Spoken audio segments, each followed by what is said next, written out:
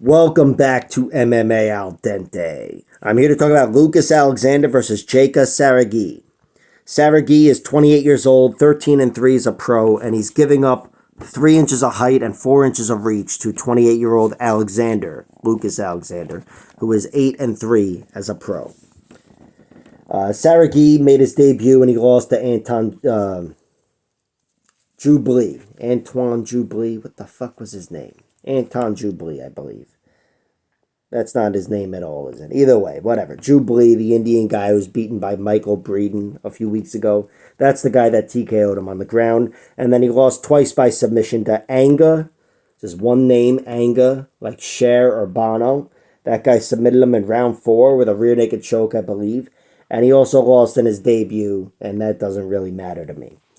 But that was by submission as well, armbar or something. As for his victories, he's got 8 by TKO, 4 by submission himself, which is relevant, and 1 by decision. Not over the highest level competition at all, fighting in Asia over there. I know I sound like Chris Lieben when he fought Anderson Silva. He said he's going to beat him and send him back to Japan where the competition is easier. And then he got TKO'd in 50 seconds. But Saragih definitely hasn't fought the best competition, but he's the more well-rounded guy, I'd say, between he and Lucas Alexander. And he needs to be a submission threat because Lucas Alexander, he's got a record of 8-3, I believe, and all 3 losses are by submission. They're all in the first round as well. He was defeated twice earlier in his career, one by armbar and one by rear naked choke. And he lost recently to Joe Anderson Brito by rear naked choke in round 1. Joe Anderson Brito's a fucking savage, a round 1 monster. But I feel like it's no coincidence that all 3 of his losses are by first round submission. I remember saying that about Ishmael Bonfim. And then he suffered his first loss in 10 years or whatever, and it was by first round submission, just like the others.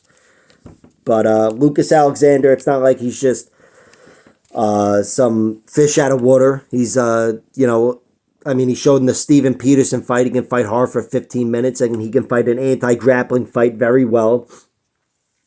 He is a Muay Thai fighter, first and foremost, Lucas Alexander, and he's going to have a distinct advantage here over Saragih, especially with that reach and height. He's only got 3 TKOs, I believe, of his 8 wins, just 3 TKOs and 5 decisions, which may speak to a lack of danger overall, but winning 5 decisions in your first 11 fights is also very impressive in its own right. It shows that Lucas Alexander doesn't have any cardio issues, and again, he's not somebody who's reliant on his power or his danger.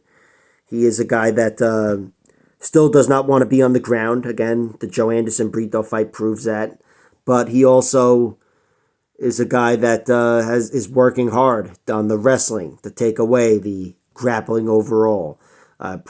Looked very good in the Steven Peterson fight. He was threatened a little bit a few fights ago against this guy, Ty Kalista, who ended up having like 8 submission victories at this point in his career. But Lucas Alexander was able to take all that away, keep himself safe, and TKO that guy with like a hammer fist or something standing in the beginning of round 2.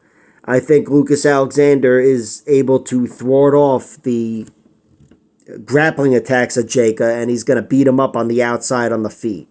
My prediction for this fight is Lucas Alexander wins a decision, and my only bet for this fight is Jeka Saragih winning by submission, plus 2,200 flat. Round 1, 2, or 3. If he wins by round 1 submission, it's plus 4,000. Might be worth an extra sprinkle. But for now, I just threw a sprinkle on him winning by submission. I can't believe those odds. Plus 2,200 when theoretically, on paper, it is his only, or at least his primary path to victory. Not that he's Mr. Submission Artist himself, but Lucas Alexander certainly is not.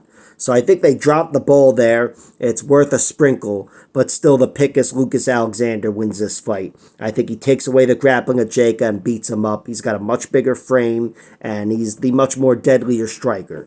May not produce a lot of deaths. Again, he's only got 3 finishes, but he's much deadlier on the feet. The guy's a savage, and I think he's going to chew up Jeka in a kickboxing bout. But again, 2,200. They fucking dropped the ball there. Like, share, subscribe, all that horse shit. Check out my other videos.